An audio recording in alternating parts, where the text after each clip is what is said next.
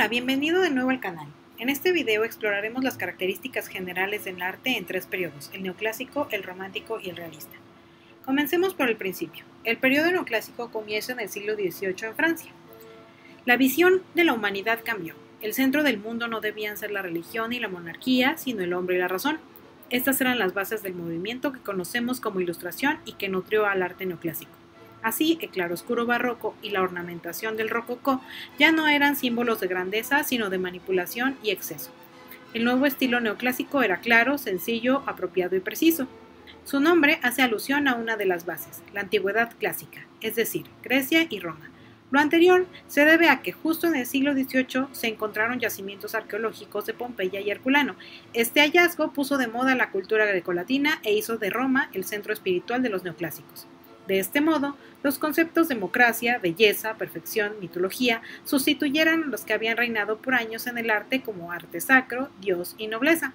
Esto se reflejó no solo en las obras y en los textos, sino también en la forma de distribuir el arte. Ya no estarían dentro de iglesias y palacios, pues posterior a la Revolución Francesa se fundaron los primeros museos públicos, aplicando la democracia también en el terreno artístico. Ahora bien, ¿cuáles son las características del arte neoclásico? Se buscaba un arte con líneas claras, simplicidad, armonía, decoro y universalidad.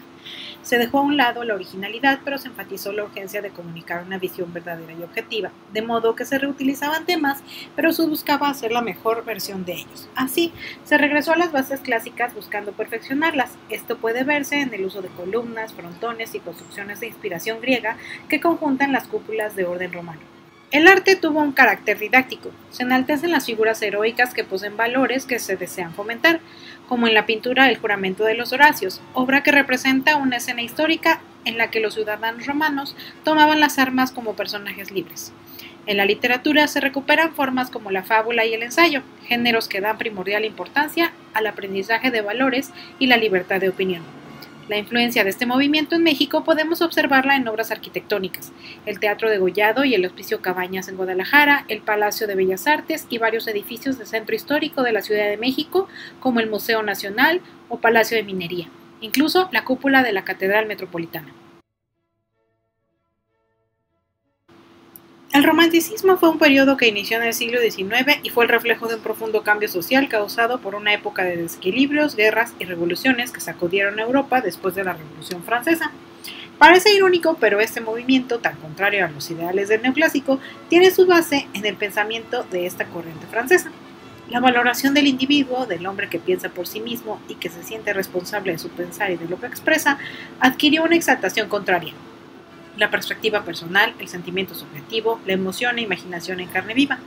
El artista romántico rechaza el formalismo, el control y la disciplina de las obras neoclásicas, pero valora los sentimientos y la subjetividad. Esto dio paso a una gran variedad de estilos cuyas bases eran criticar el capitalismo y declarar que se debe regresar a una vida sencilla. Denuncian la necesidad de un Dios, nombrando el cristianismo como la más alta de las religiones, de modo que idealizaron un periodo en el que estas características eran esenciales. La Edad Media.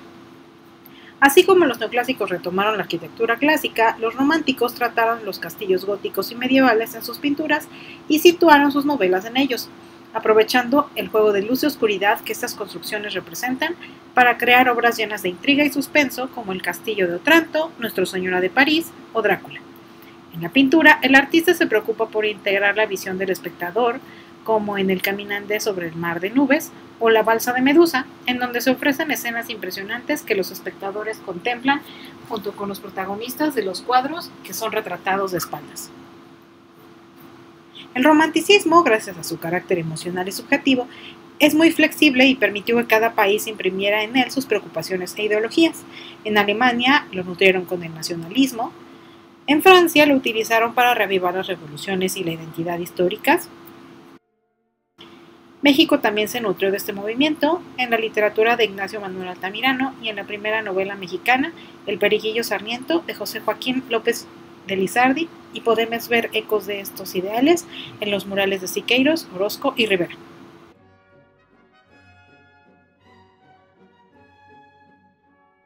Finalmente tenemos el periodo realista. Este surge durante la conflictiva segunda mitad del siglo XIX.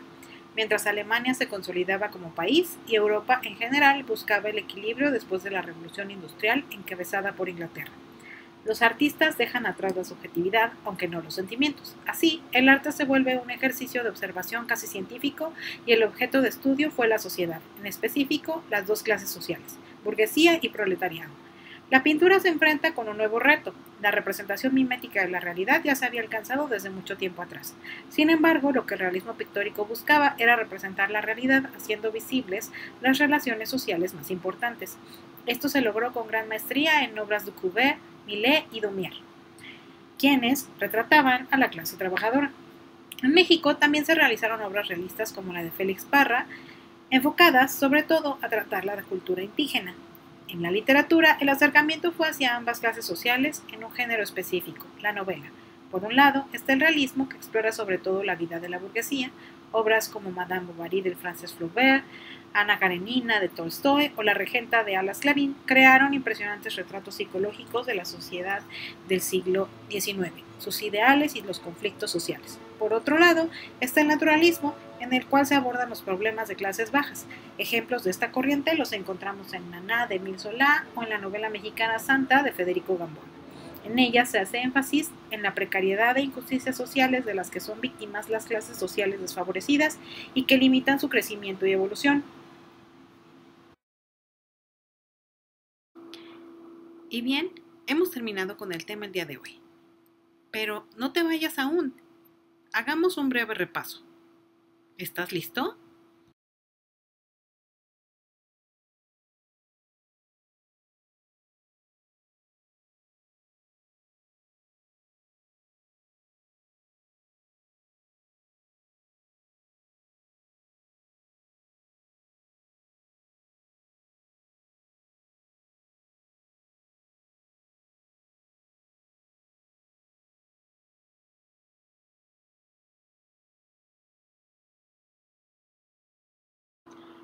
Muchas gracias por ver el video.